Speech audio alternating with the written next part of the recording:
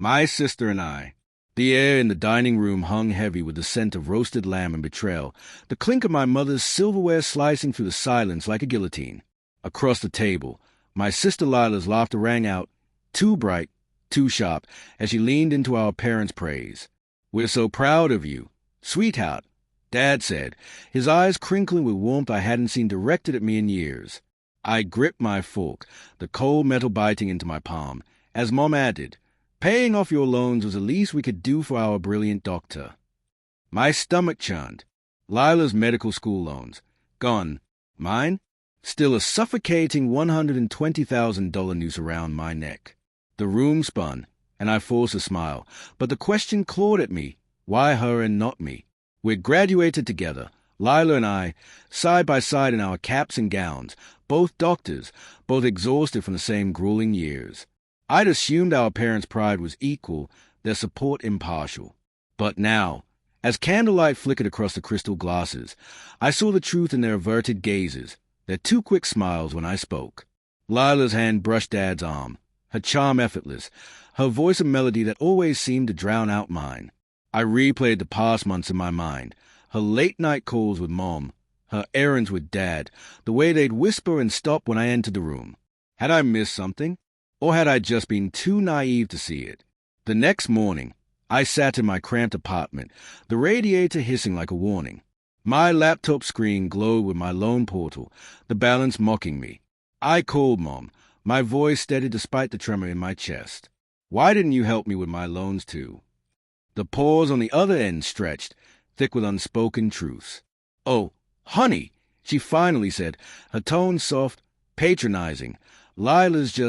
She's been struggling. You're so strong. You know? You'll manage." Manage? I'd been managing.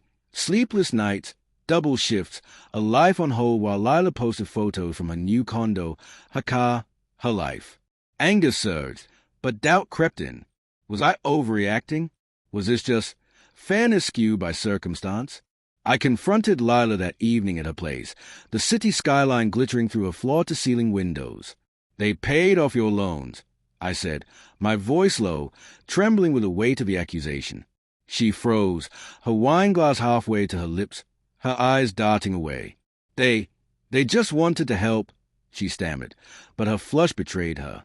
"You didn't tell me." I pressed, stepping closer, the hardwood floor cold under my feet.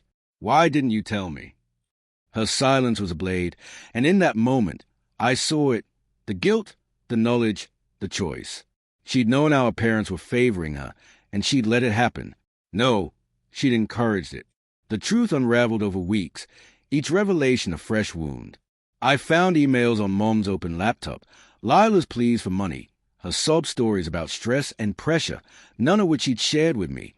I overheard Dad at a family dinner, joking about Lila's new start, while I sat there, invisible, my sacrifices unacknowledged. The betrayal wasn't just financial. It was a slow erosion of trust, the realization that my sister had manipulated our parents, painting me as a strong one to secure her own comfort. I wanted to hate her, but love and guilt tangled inside me. She was my sister, my twin, my mirror. How could I condemn her without condemning myself? One night, I stood outside Lila's condo, rain soaking through my coat, my finger hovering over her buzzer. I planned to confront her, to demand answers, but my phone buzzed with a text from her. "I'm sorry. I didn't mean to hurt you. Can we talk?" My heart pounded, torn between rage and longing. I buzzed her door, but as it clicked open, I saw a silhouette in the window, laughing with someone else, a man's voice, unfamiliar, intimate. My breath caught. Not just our parents. She'd built a whole life for him.